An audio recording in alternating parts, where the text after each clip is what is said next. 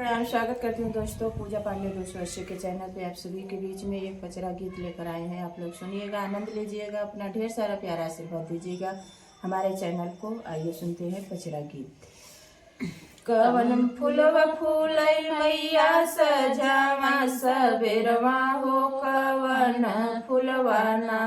हो, कवन फूलवाना फूलई ठीक दोपहरिया हो, कवन फूलवाना फूलई ठीक दोपहरिया हो, कवन फूलवाना बेला चमेली फूलई सजवा सबेरवा हो, अड़उलवा फूलवाना हो, अड़उलवा फूलवाना फूलई ठीक दोपहरिया हो, अड़उलवा फूलवाना फूलई ठीक दोपहरिया हो, अड़उलवा फूलवाना कवन फूलवा फूलई मैया सजवा सबेरवा हो, कवन फूलवाना फूलई ठीक दोपहरिया हो, कवन फूलवाना फूलई ठीक दोपहरिया हो, कवन फूलवाना कवन मैया डोला लागई सजवा सबेरवा हो, कवन मैया ना हो, कवन मैया ना लागई ठीक दोपहरिया हो, कवन मैया ना लागई ठीक दोपहरिया हो, कवन मैया ना कवन फूलवा फूलई मैया सजवा सबेरवा हो, कवन फूलवाना फूल फूलई ठीक दोपहरिया हो, कवन फूलवाना शीतला मैया डोला लागई सजवा सबेरवा हो, दुर्गा मैया ना हो, दुर्गा मैया लागई ठीक दोपहरिया हो, दुर्गा मैया ना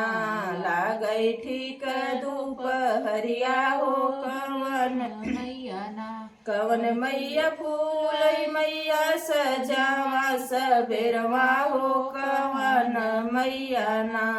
हो, कवन फूलवाना फूलई ठीक दोपहरिया हो, कवन फूलवाना कवन मैया डोला लाल पियर ओहरवा हो, कवन मैया ना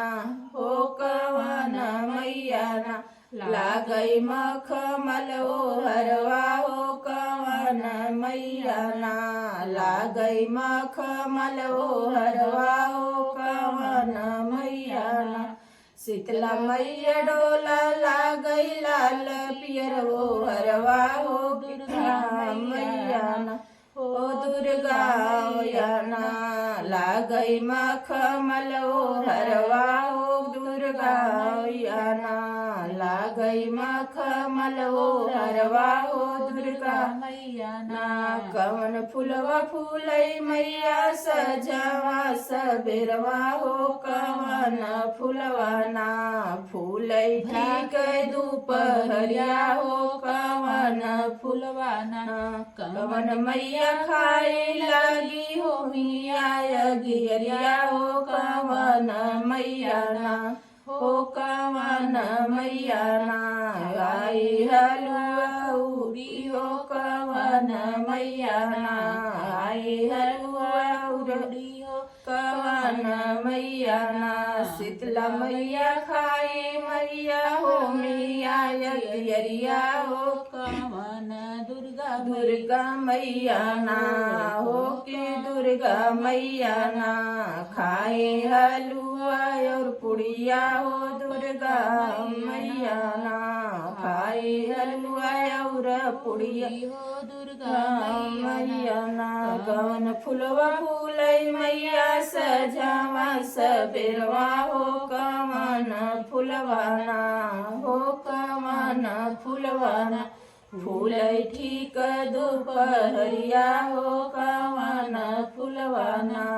फूलई ठीक दोपहरिया हो, कवन फूलवाना। दोस्तों पचरा गीत सुनिएगा, आनंद लीजिएगा और ज़्यादा से ज़्यादा प्यार दुलार दीजिएगा। बहुत बहुत धन्यवाद।